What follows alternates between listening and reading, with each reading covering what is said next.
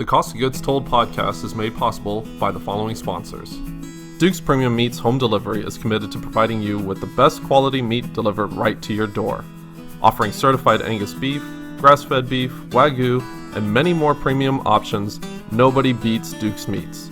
Make sure to check out all that Duke has to offer at dukespremiummeats.com. Criswell Culinary aims to create a new standard of unique, affordable hot sauces that satisfies the more developed cravings of today. Bernie Brand Texas-style hot sauce is a boldly layered sauce with density and personality to proudly represent Texas. Go to BernieBrand.com to find a retailer near you. That's Bernie, B-O-E-R-N-E, brand.com. 0 Point Organics grows and supplies microgreens for over 30 major restaurants in the Houston area. Consistently perfect quality in flavor and appearance, their microgreens will be the best you or your customers have ever had every single time. Go to pointorganics.com. Welcome to the Cost of Goods Told podcast. My name is Connor. I'm a chef and media producer. I am joined, as always, by my co-producer, Darren Lafferty. Happy MLK Day. That's right. Happy MLK Day. We got a couple birthdays coming up, too. Your birthday's coming up, Darren. My wife's birthday is today. Aura's birthday was yesterday, I think. Yeah, Harlem Road. Yeah. This week's guest is super special. It's the Houston food podfather himself, Eric Sandler. I love it. Editor of CultureMap. Thank you so much for coming on our podcast, man. Yeah, thanks for having me. I assume that we have people, especially like Blake, who actually is in town today. From Tennessee. Who's an avid fan of yours, has been on our podcast, but has talked about your podcast and he listens to it in Tennessee. But we have a lot of listeners that have both. And if we don't have a listener, what are you doing and what rock have you been living under? So yeah, we have listeners in common. We have guests in common. Yeah, you guys are doing a great job. Common. Yeah, food in common for sure. That's Barbecue right. in common especially. Well, Eric, for those who may not know your full journey, would you mind kind of talking to us about where you started and then how you got to where you are today? Sure, yeah. I started writing in 2012, but I've been sort of interested in food and dining and restaurants, my entire life. I grew up in Houston, and I was lucky in a sense that my parents took us to nice restaurants growing up. So, we went to the usual, like the Black Eyed Pea in the neighborhood Chinese restaurant and all that kind of stuff. But we also went to, Damien's and Ruggles Grill and the River Oaks Grill and steakhouses and all this other stuff. So even as a teenager, in middle school, high school, whatever, I started to get a sense of, better and worse in restaurants and dining experiences.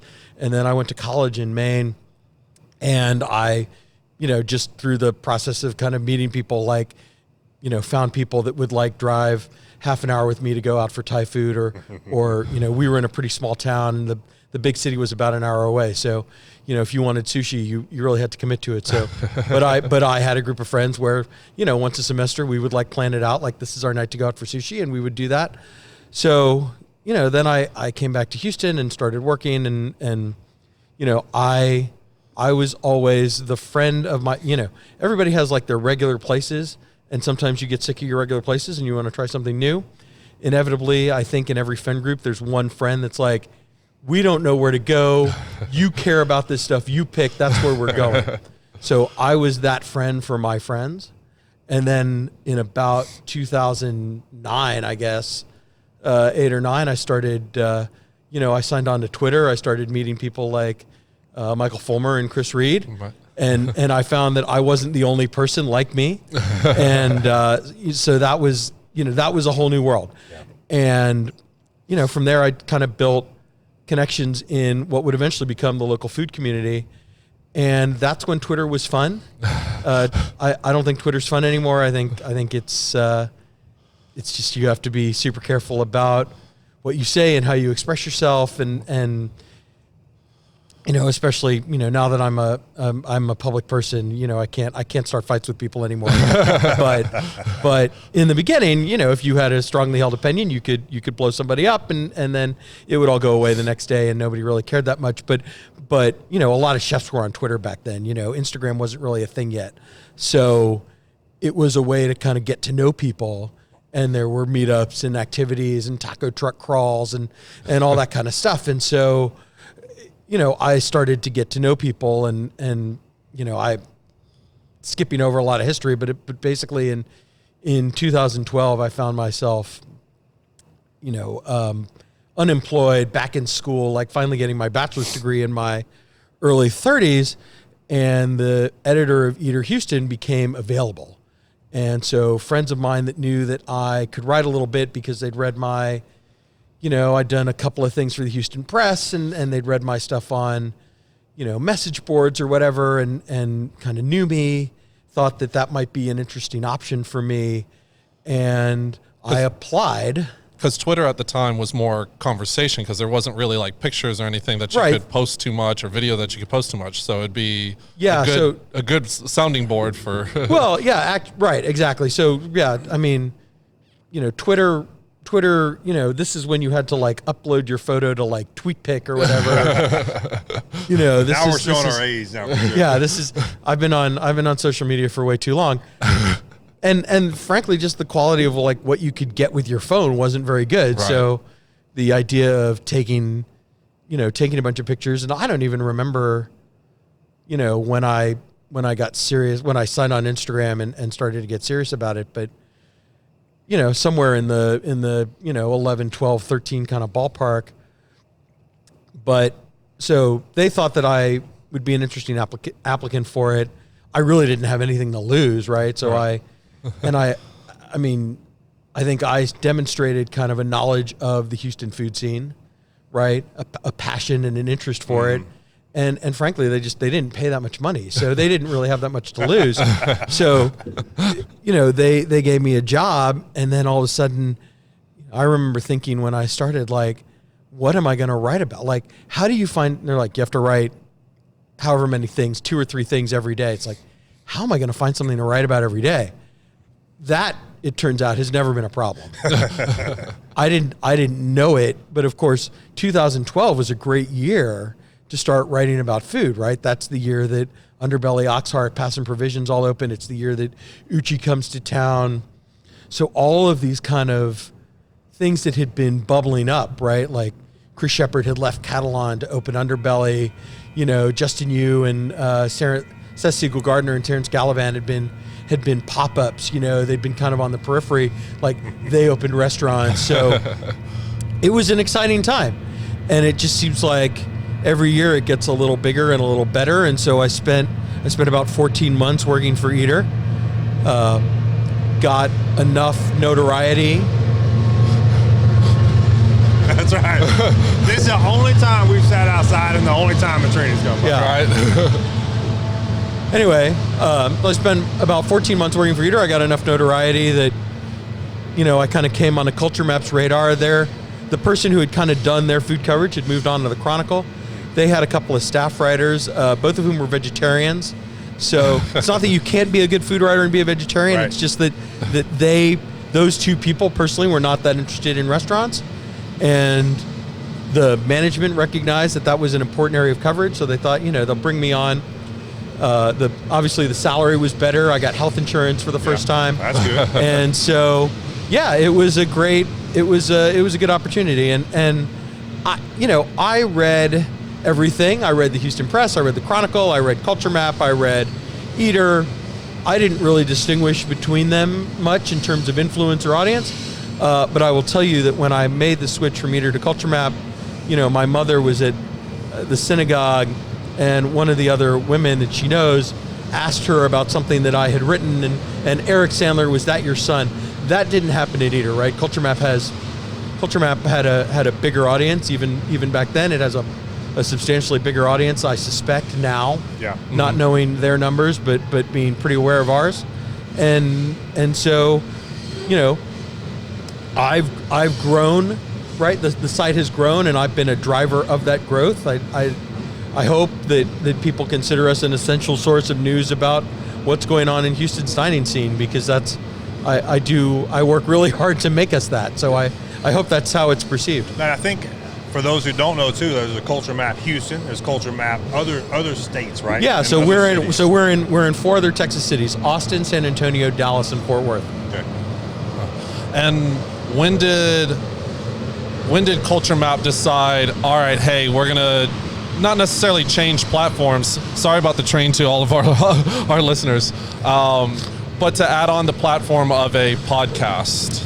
Right. So we were acquired by Gow Media towards the beginning of 2017. Okay. And so, yes, 2017. And so I'd been listening to podcasts for years at that point. And, the thing about Gow Media is they own ESPN 97.5, the sports talk station, and they own SB Nation Radio, which is a national sports talk broadcast that goes to stations all over the country. Right. So having access to production studios and technical know-how, as soon as the deal was finalized, I started asking the management on our side, it's like, who do I talk to? How do I start a podcast using these resources that are now available to me? And, so the answer was, well, you have to talk to the kind of the head technical guy, which is Brandon Strange, and then the head of sales, who's Tard Farquharson. And so I met with Brandon, and he said, what is your vision for this podcast? And I went, well, there's not like a weekly conversation about Houston restaurants, and I listen to ESPN's Baseball Tonight with Buster Olney. I listen to the Bill Simmons podcast. I listen to some of the food podcasts like Special Sauce that Serious Eats does. And they're, these kind of interview formats. And so on Baseball Tonight, Buster Olney always has a guest, and they rotate either by the day of the week or by what he's talking about. And he bounces ideas back and forth about the topics of the day with that guest. And then there's, Bill Simmons has his buddies that come on with him, and then he has celebrity guests that come on and he talks to them. And Serious Eats, it's a different chef or restaurateur or someone in the food world. And so I just wanted to kind of bring these influences together and put my own spin on it. So, and they said, so what do you call it? And I said, well, I mean, in my head, I've been calling it What's Eric Eating? And so I met with Brandon and I laid that out for him, and he said, yeah, that sounds like you've thought about it. It sounds like you understand what you want to do. And then so I had a meeting with Todd, and I laid it out for him, and he said, yeah, I think that works. And so they set me up with my producer, Michael Carroll, who does a whole bunch of the behind the scenes stuff for ESPN 97.5 and SB Nation Radio. And then I started reaching out to the people who would become my co-hosts, Felice Sloan and at the time Nathan Ketchum, who, he moved to Seattle, and then so Matt Harris came on. Linda Salinas was on board pretty early. Becky Masson was a guest on the show and had such a good time. I started bringing her in. So, I had, and Mary Clarkson from originally of La Olivier and now of Avondale Food and Wine.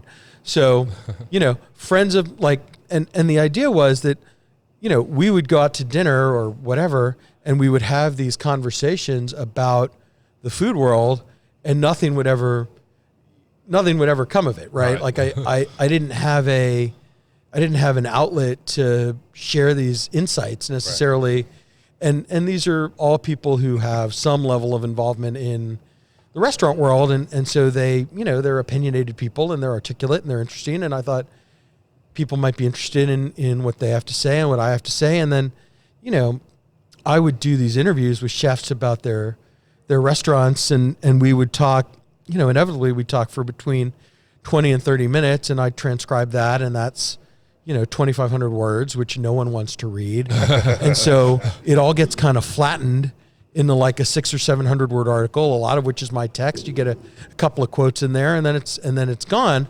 But I thought that people might want to hear from the people, that there might be an audience for people who would want to hear from them in more detail and in their own words, right? Without, it's not filtered through anything. We record them, yes, but we don't really edit them very much. So, if you get Ryan LaShane on the show, he's going to drop a whole bunch of F-bombs. And if you've ever gone to Riel and talked to Ryan for more than 5 minutes, then that's how he talks. Yeah. So, it's been a really great. It's been a lot of fun. I think there's about 126 or 7 episodes now, and I've hit most of the big names in Houston food at least once, and some of them have come back a few times, and there's always someone new to talk about, and so it's been we're coming up on 3 years in April. So do you find, because it's evolved from your writing, right, about food, do you find the podcast being more fulfilling, less fulfilling, about the same as writing, or do you have a preference? Well, the podcast is fun because it's just like sit down and talk. Yeah. I mean, the size of the audience, there's no comparison, right? Sure. The best articles go, viral or reach an audience in a way that the podcast just never will. I mean, I'm never gonna be, Bill Simmons or someone like that, or you never know.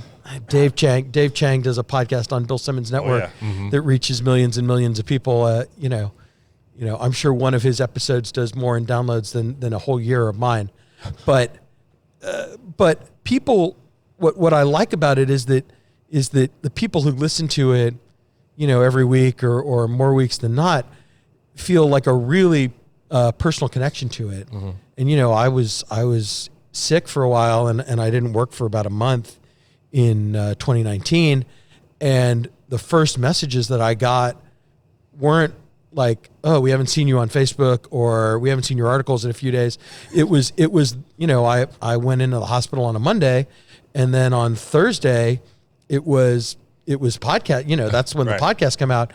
Thursday morning, I started getting DMs from people that were, hey, what's going on? Like, where's the podcast this week? Right. Who didn't know you were laid up in the hospital. Right, because I hadn't said anything. Sure. Only a very, very small group of, my employer, my close friends, my family knew what was going on. I wasn't in a position really to share it at that time. Yeah. And so I didn't tell anybody. I just disappeared, put up an out of office and disappeared. But the first messages were podcast listeners wondering where the episode was. So if I jump back to, because you talked about when you grew up, you were, you had the advantage of going out to different types of places, right? It's kind of probably helped shape your palate a little bit because you ate at River Oaks, you ate at Olive Garden, you ate at all kinds of places. Yeah. But did you see Houston back then? Did you experience Houston as the international food city it is now? No. And I didn't realize what was surrounding me. I wasn't in charge of picking the restaurants really. Sure. It wasn't until kind of college age that I was reading Rob Walsh specifically in the Houston Press, and I started to get a sense of the city's diversity, and most of which for me in the very beginning meant going like discovering Gilhooly. Well, discovering's the wrong word, but getting to experience like Gilhooly's. Yeah. Or some of the African American restaurants. My first visit to Frenchie's. Not that but if you grow up like I did in Sugar Land, then nobody tells you that there's this really awesome fried chicken place. That's in, right. By U of H, right? Someone has to tell you about that. So, and barbecue. Thelma's, Pearson's, Williams Smokehouse. Yeah. That was kind of the start of learning to kind of get beyond venture like out. The normal European-y River Oaks, Sure. Inner Loop, and like American style Chinese food, which, is a stereotype for Jewish people, but in my family, that at least that stereotype is true. We ate a lot of, and we, even from Sugar Land, we had different places we liked for different dishes. So, there was one chicken dish that my father really loved. So we drove all the way to Missouri City just to eat that, and then the rest of the stuff. But, if we were inside the Loop for whatever reason, then there were other restaurants with other dishes and we would go there instead. So that was a constant.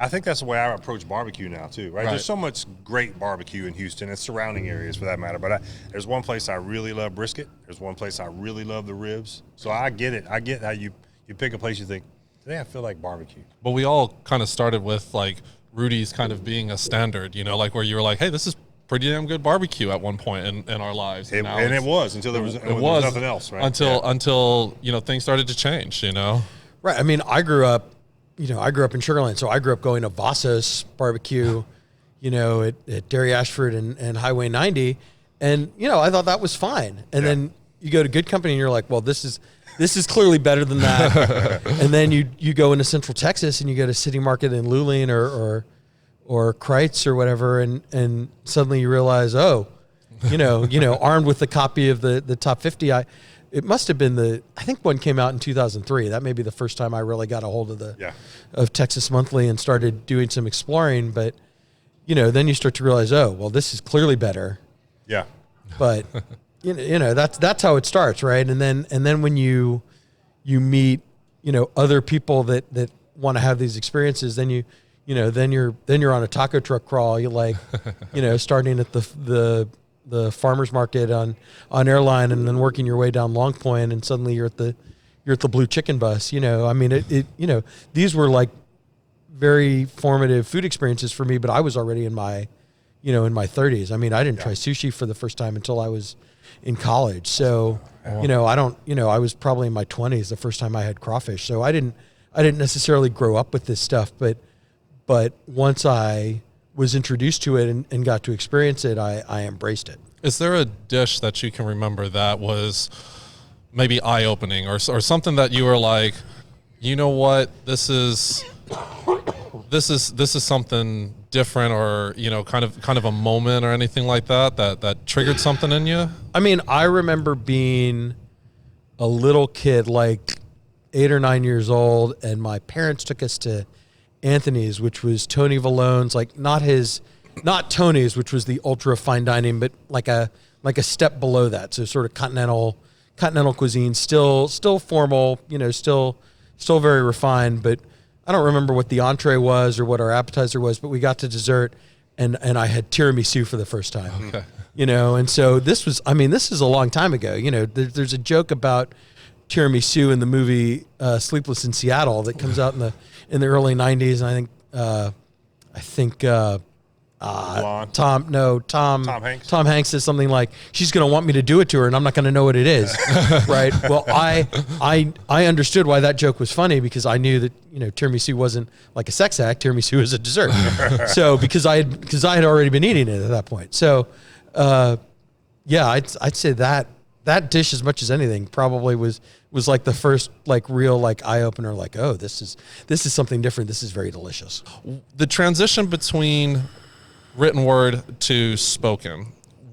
Were you nervous on your first podcast? Did you prepare how did you get set up? Well, don't ask us how we did it, because it's bullshit. He doesn't need to know. Yeah. Well, I had had an interest in radio for a long time. I had a music radio show in college, and I had been a monthly guest on the Cleverly Show for probably about 3 years, and also, I've had a monthly segment on Houston Matters called The Full Menu with David Leftwich. Originally it was Catherine Shulkut, now it's Felice. So I had gotten some chops, and I hadn't hosted before, and I hadn't set an agenda or planned out an episode or anything, but at least in terms of talking in front of a microphone, and I even did a little bit of theater in college. I took some public speaking, so I felt confident in that side of things, in the delivery side, that would be okay. Yeah. That's awesome. Well, cool. Well, we're going to take a break, get a word from our sponsors. We'll come back at part 2. We'll talk about more trains. Yeah. We'll see. My son's going to love it. We're going to hate it. But, so stick around. We'll be back at part 2 with Eric Sandler. The Cost of Goods Told podcast is made possible by the following sponsors. Criswell Culinary aims to create a new standard of unique, affordable hot sauces that satisfies the more developed cravings of today. Bernie Brand Texas-style hot sauce is a boldly layered sauce with density and personality to proudly represent Texas. Go to BernieBrand.com to find a retailer near you. That's Bernie, BOERNE, brand.com. 0 Point Organics grows and supplies microgreens for over 30 major restaurants in the Houston area. Consistently perfect quality in flavor and appearance, Their microgreens will be the best you or your customers have ever had every single time. Go to zero-pointorganics.com. Duke's Premium Meats Home Delivery is committed to providing you with the best quality meat delivered right to your door. Offering certified Angus beef, grass-fed beef, Wagyu, and many more premium options, nobody beats Duke's Meats. Make sure to check out all that Duke has to offer at dukespremiummeats.com. Welcome back to the Cost of Goods Told podcast. I'm Darren Lafferty, joined as usual with Chef Connor Moran. Special guest today, as usual, Eric Sandler from CultureMap. Thanks for hanging out with us. Hey, you're welcome. Thanks for having me. Man, it's been a joy getting to know some of you from the Houston, where you grew up in Sugar Land, getting to know a little bit of your childhood. Went off to college in Maine. Yes, sir. Studied not food. So didn't graduate from the college in Maine. Okay, sorry. Studied history. I have a degree in interdisciplinary studies from the University of Houston downtown, which makes me a proud Gator. Okay. I'm happy for you. But so you weren't, I mean, your hobby was food. You ate at great restaurants. You expanded outside your comfort zone when it came to cuisine and different types of food. And then eventually you just turned that into a writing habit with Eater Houston, right? You jumped in there as a writer, staff writer, and you've come up through the ranks. You've got your chops. So what you said, you've earned some chops along the way. You're enjoying it. You having a good time? Oh yeah. I joke about it, but I mean nobody's having more fun than I do. Are there any downsides? Are there any burdens? And I'm going to ask you one more. Is there any pressure to being a food editor, food writer on both of those? Oh, sure. Yeah. Because everyone thinks it's glamorous and they want your job, but they don't really know. Well, it's a funny thing, right? Everybody says, oh, you get to eat for a living. It's like, no, I get to write for a living. Right. And, every morning our city editor, Stephen Devidanum, and I get on the G chat and it's what do you have today?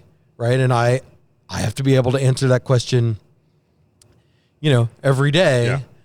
And so there's not, it's not that there's, a target or a quota or this or that, but, I'm expected to produce 2 articles a day, 5 days a week. Wow. On topics related to the restaurant business. And there are certain sort of monthly features, right? I mean, the big one is the Where to Eat Now column of new restaurants to try that comes out every month, usually about this time of the month. So I'm collecting them, as soon as one is written, I'm sort of looking at what's opened and what's coming and trying to sort of plan my time so that I get to these places. And I try to hit a pretty, wide swath of the city. So, everything from, Tejas Burger, so I'm laying out the new one, and it's going to include everything from Tejas Burger up in Tomball, the new Cooper's Barbecue out in Katy. I'm going to have Garden Grace, the steakhouse downtown, and then a few other places. And so, they all have to be visited and sometimes more than once. And, it's not all joy to be a food writer, to be an editor around food. I mean, you have to do the work too. You find it difficult on certain days because you have to be factual, and it is sort of subjective, even with a trained palate. But do you find it hard to be creative around the writing subject of food, or does that just come naturally for you, or does that take years of practice? I think it a little bit of it comes naturally, and a little bit of it is that it takes practice. And usually, this is an important distinction, right? I mean, my primary role is reporter, right? Like what's going on in the food world today, what's opened, what's closed, what chef changed jobs. That drives most of our coverage. Okay. And I really only express an opinion in that monthly Where to Eat Now column. And so those are longer, right? Because they cover, 8, 9, 10, 11 restaurants. And so they take longer to write. And also, I don't have the benefit of an interview, a press release or whatever. I'm drawing on, my notes, my memories, my pictures from a visit to a restaurant. Right. So it's just a different, that that takes longer to do. And also, I'm trying to make it useful to people. And fundamentally, I mean, CultureMap's like a positive, sort of outlet. So I'm not looking to rip anybody, but at the same time, we also want to be, we want to be sort of fair and objective about the good and the bad of an experience. So, if a dish sucks, like, we owe it to the readers to be like, don't order that. It sucks. And that's fair. That's totally fair. And that's where I get to that. There's so many publications which are not CultureMap, which are maybe a little looser, right? Have the ability to shut restaurants down once they get a gang of people that even jump foodie on, groups, jump on the bandwagon of this place sucked, and then you get 30 people jumping. 6 months later, the guy's out of business, or the mom and pop, or whatever it is. But my point is, there's a huge distinguish between what you guys do, right, professionally, and what other people try to do to mimic what food critics do. And so I find that you guys do a great job of reporting the facts, number one. And I don't think I've ever heard you say anything about a restaurant opinionated unless we're talking about it, or unless it's on the podcast. Right? Well, right. So I express more of it. We do kind of an audio restaurant review as one of the segments on the podcast. Yeah. And then again, there's that monthly Where to Eat column where I express more of an opinion. I mean, I will say one of the things that, if you read a lot of the Yelp reviews or you read the Facebook foodie groups, the things that sort of get people the maddest are service issues, right? Like they didn't refill my water glass, or they didn't seat us quickly enough, or they didn't pay attention to us, or they didn't bring the check. It's very unusual in my experience to read like what's actually a review, like an assessment of the flavors and the way the dish is prepared and the ingredients used. The best you'll ever, the most you'll ever see from people is, it lacked flavor, or it was bland, or whatever. And Lord only knows what that means. Right. So people are bad at that. Yeah. And they don't, they're not professional cooks. They're not trained writers. They don't think through kind of the aspects of that would be important. And they dwell on kind of the sort of the petty personal details of their experience without, because they're just complaining. Yeah, I mean, which is not a review, right? It's just whining. You just they might have a legitimate grievance, but it's not useful to people. Sure. It's because that experience is not going to happen for other people. So I think this is a question I'd like to ask you, because if there's some advice, right, that you could pass along to aspiring food critics, and then of course the people who just need to shut up. What advice would you give to people to help a restaurant survive, as opposed to breaking down a restaurant in writing, right? Sure. Well, I think the one thing is to be specific in your criticisms and keep it grounded in your own experience, and don't assume motivation. And I think it's, if you'll forgive me a sports analogy, right? If you look at a locker room for a team that's winning, and they're joking around with each other, and they're having a good time, and they all seem like they get along, then we say that they're loose, and they're not letting the pressure get to them. Yeah. And then if the team is losing and they have that attitude, then it's, they don't care. Right. And we do that in restaurants, right? If you have a bad experience, the staff ignored me, they didn't care about me, the chef is lazy or on drugs, or what, all kinds of people write all kinds of crazy stuff. Right. None of that is probably true, right? If you don't feel like the staff was paying enough attention to you, there's probably things going on behind the scenes that you may not perceive. Sure.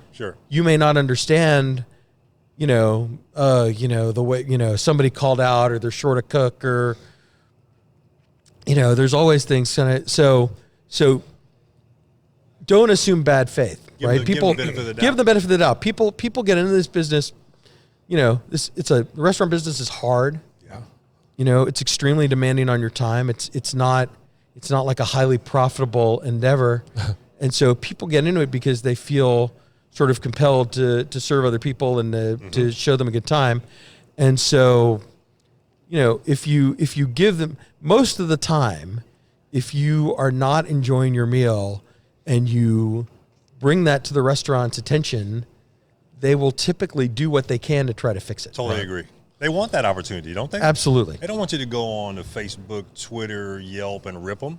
No, they would much rather have the opportunity to address it in the dining room, you know, in the moment. But people aren't confrontational, and I understand that. And I've been in restaurants where you're having this meal and it's not going well, and you just kind of look around and it's just like, it just feels like maybe they don't get it. You know, they got in the business without enough preparation. They don't kind of understand what they're doing. And even if you were sort of articulate and specific, like, would they be able to act on that and improve?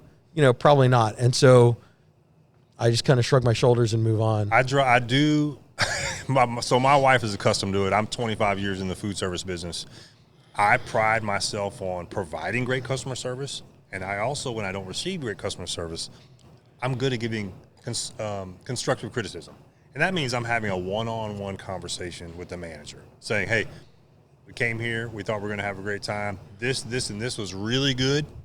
And these couple of things were not so good. I just wanted to let you know.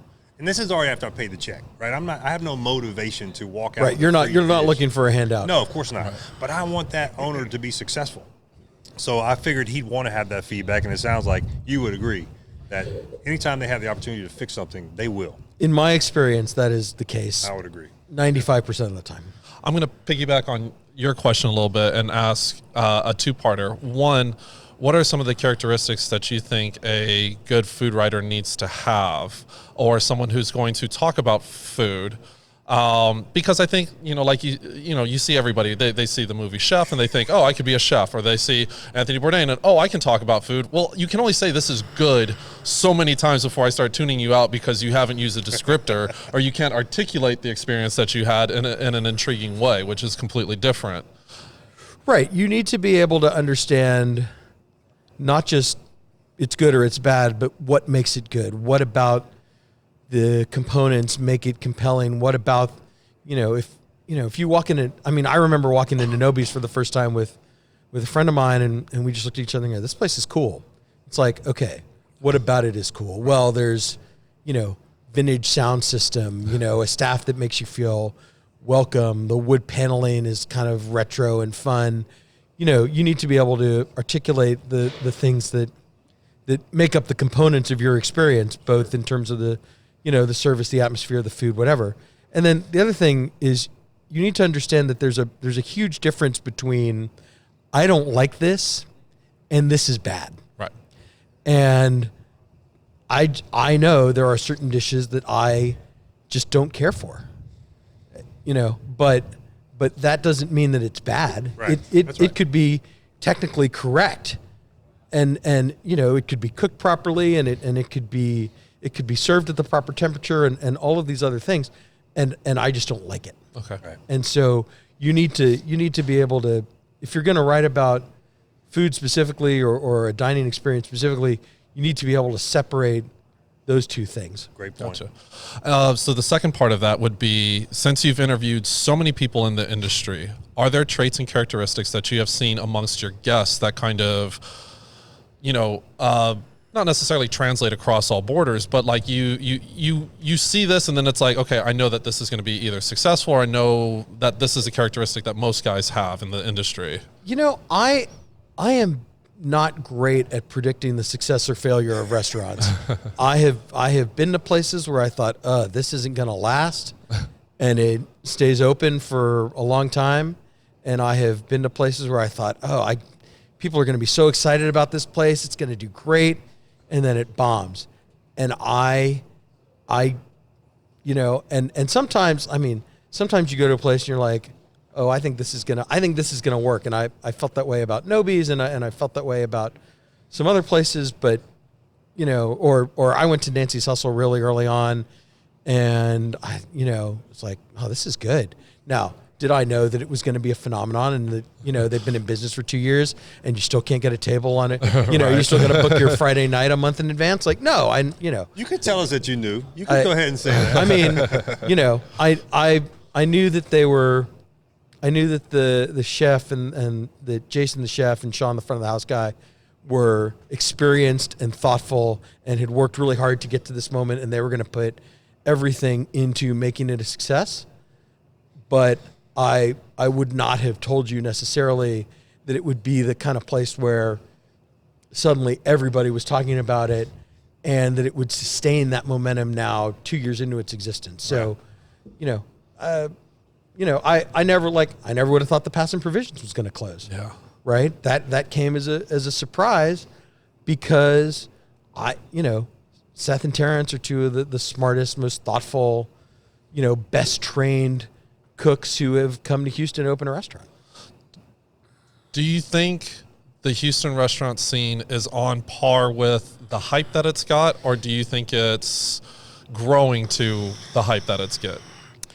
Well, I think the hype is justified. I mean, I think, and I don't get to travel as much as I would like to, but, and we may not have like the equivalent of a 3-star Michelin restaurant. Right. We may not have like ultra fine dining but I don't even know that we really need that to be, because, when I talk to chefs that visit here, right, the places that they get excited, they get excited about going for via Cajun crawfish, or they get excited about barbecue, or they get excited about, Himalaya or what else is going on Hillcroft.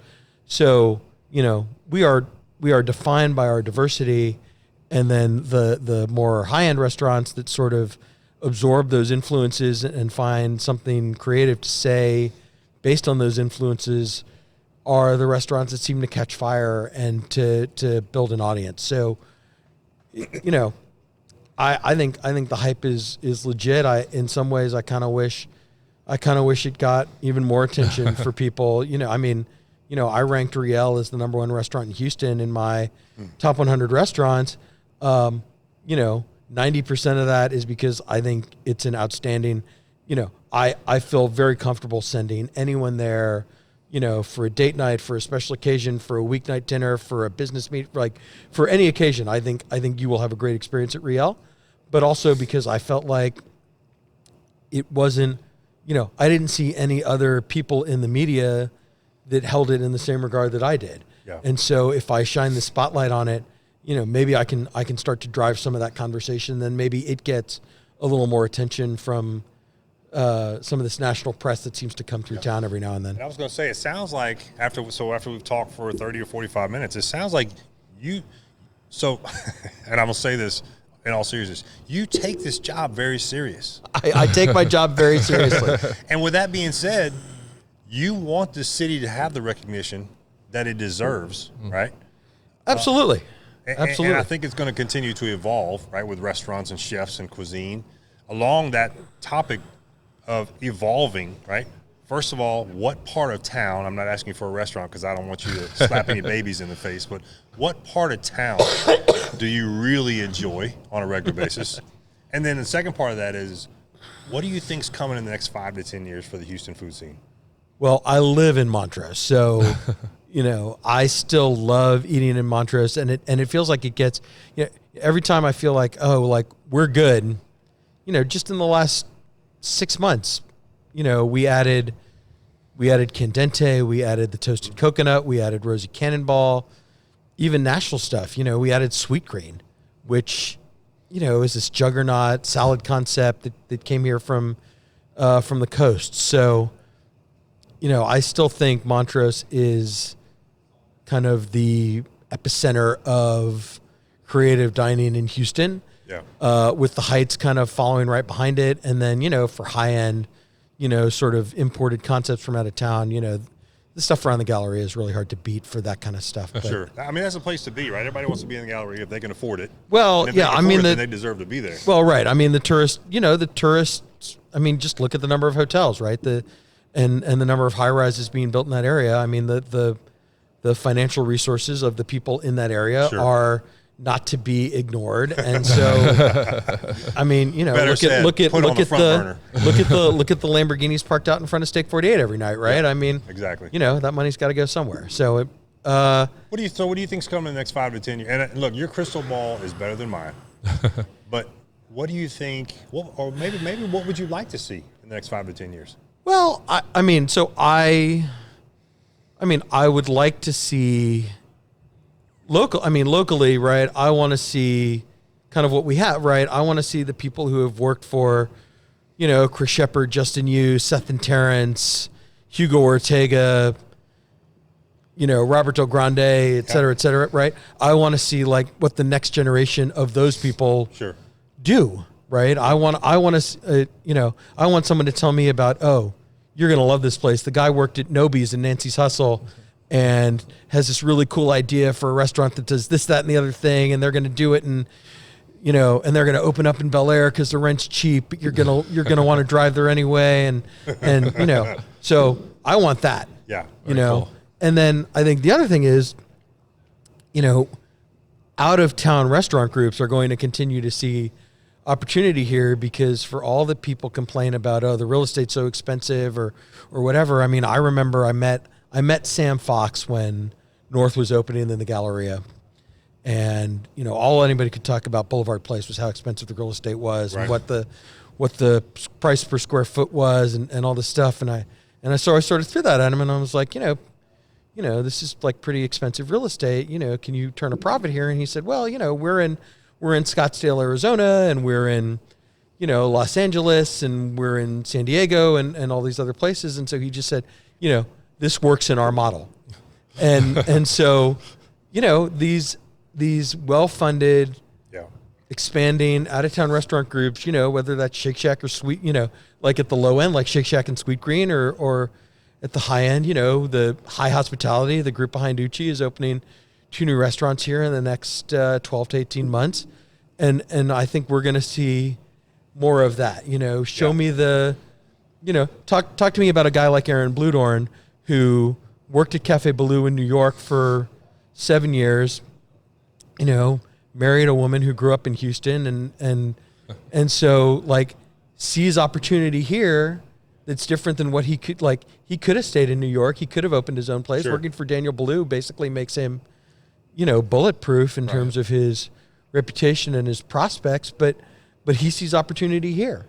And so let's find me the next wave of guys like that who have worked in San Francisco, New York, LA, whatever, that are like, I don't want to pay their taxes. I don't want to pay their labor, their minimum wage, but I want an educated dining public. I want people who will be really excited about my vision, those men and women. I mean, there's a chef, Kara Stadler in Brunswick, Maine, is a Food and Wine Best New Chef, a James Beard semifinalist. Her sister, she's been on Indie Chef's Week.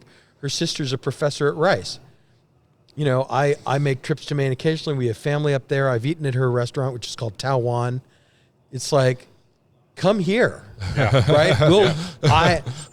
I will figure out, I don't know how people finance restaurants, but I will talk to the people who do know that, and we will find you the money to open here. She says it's too hot. Well, all right. Well, give me one of your sous chefs that's ready for an opportunity. Let's bring your super creative modern Chinese food to Houston because we don't really have that yet. Right. That's cool. That's cool that you've taken that opportunity, though, too, to connect the dots, right? Because you have those relationships. Well, and she came here for Indie Chef's Week, so I got the chance to meet her when she was in town and got to talk to her a little bit. And so, when I went back to Maine, I sought that restaurant out. It was like, oh, hey, good to see you. Like, surprise. Here I am. But, yeah, so I think we'll see more of that. And who knows? I mean, I never would have guessed, when I started in 2012, I never would have guessed that we'd be where we are now. Yeah. So it's hard to predict where we'll be 5 years from now because it changes so fast. But I do think that we will see an expansion and a democratization in terms of which parts of the city get to have these kind of dining experiences, right? Like Katy Asia Town is the place for cool Asian restaurants, right? Like I want Fat Eatery inside the Loop, right? Or, they're about to get Tim Ho Wan, this Michelin starred dim sum restaurant from Hong Kong. That's not coming inside the Loop. It's going to Katy because they for all the reasons that they think the demographics are a better fit for them out there. I live out in Katy, so leave them alone. Right. Don't tell them to come into the loop, please. Well, but I'm going to be driving to Katy to try that restaurant. Yeah. And if it's good, then, I might be driving out there quarterly for that dim sum instead of going to somewhere on Bel Air. Your mileage report just went up for Colton. Right. Whatever it takes. Well, Darren said that you had connected the dots for different cultural events or different cuisines and so forth, but you've also connected the dots for a lot of restaurant tours. Most recently, Fluff Bake Bar with their new location, and then Burger Chan, Willett and Diane, connecting them with a second location. Not necessarily like facilitating it, You but did the work, Right. I mean, I'm not negotiating leases for people. Right. I don't know anybody's financial details. Right. It's not for me to say whether like this works for both parties. But, I'm fortunate in the sense that Braun Enterprises bought the office building where our offices are. And I know those guys because they've done a bunch of projects with a bunch of restaurants. And they said, well, do you know anyone that might be interested in a second location? Sure. And I knew that Diane and Willett had been looking around. And so, I said, here's here's an email, right? You meet you and you meet you and you guys talk. And if it works out, great. And so, long story short, I got a Burger Chan in my office. Which works out great. Which works out great for me. Everybody, right? So, I don't do that for anything other than I want more cool restaurants in Houston. Sure. Right. And so, Politan Row, the food hall, I gave, they contacted me and I gave them some ideas of people to talk to. And so I take partial credit for one of the vendors in Politan Row. And I know they talked to some other people and the timing wasn't right for this or for that, but maybe they'll get in there eventually. I mean, I love bringing people together. It's one of the fun parts of this job is getting to connect people. That's cool. That's very awesome. awesome. Well, we've taken up a lot of your time, Eric. We really appreciate it. We are going to do a quick fire. Not quite your quick fire. We're going to do some different questions. But just for the record, we did steal it from you. We did, yes. Oh, well, I stole it from somebody else, so don't worry about it. Some of these are just going to be the first thing that comes to your mind. Other things you can elaborate more if you want to. But all right, hold on. I'm going to have a sip of this beer here. There we go. All right, Eric. First one, do you ever get tired of eating out? No. First thing that comes to mind when I say dim sum. Ooh, well, I just went to Regal Seafood yesterday, so I guess that's going to for Chef Farah for his birthday. So that's going to be nice. That's yeah. Any favorite dishes that for me it's the tashu bao. Like I have to get that bun with the barbecue pork in it. So we got one of those. I always have to get shumai. Okay. I always have to get haigao, which are the little shrimp dumplings, and I like that shrimp noodle thing. Okay. I always got to get that. Apocalypse is going to happen. No one believes you. So you get to go out and have a dinner last night. Where are you going? Or what are you having? I mean, your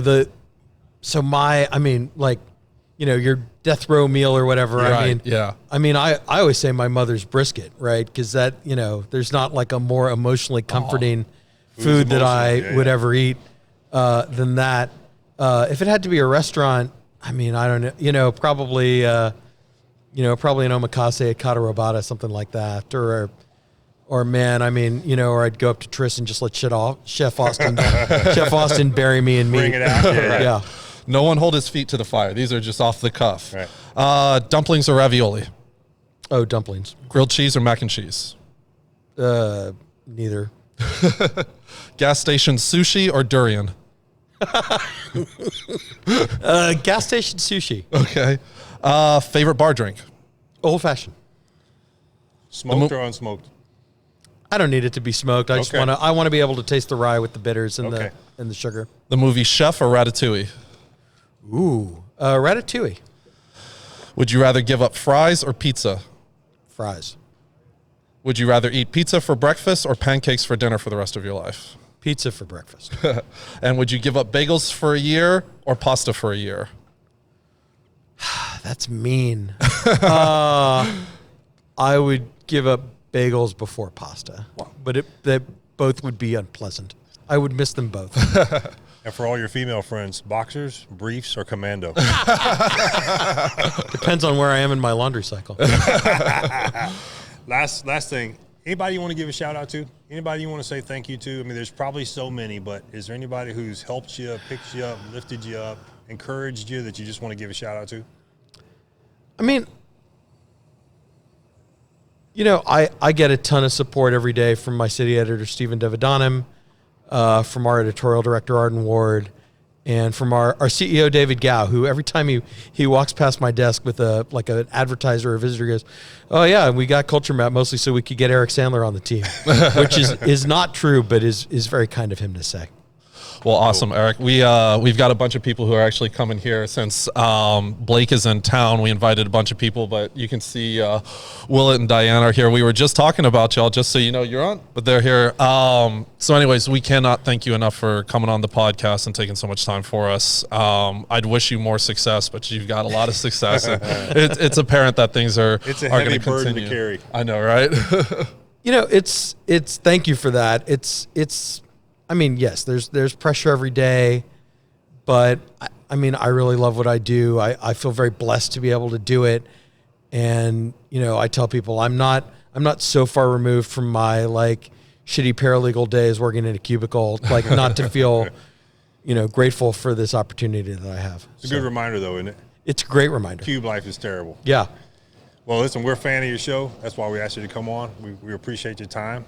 Wish you much success, and we'll see you again for another beer. Thanks very much. For anybody who's subscribed to this podcast and for some reasons not subscribed to Eric's, go over and correct that atrocity right now.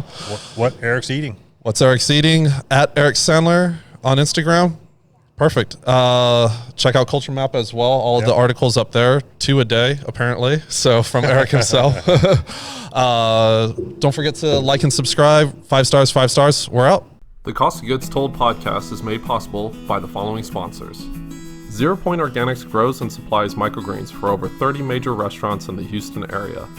Consistently perfect quality in flavor and appearance, their microgreens will be the best you or your customers have ever had every single time. Go to zero-pointorganics.com.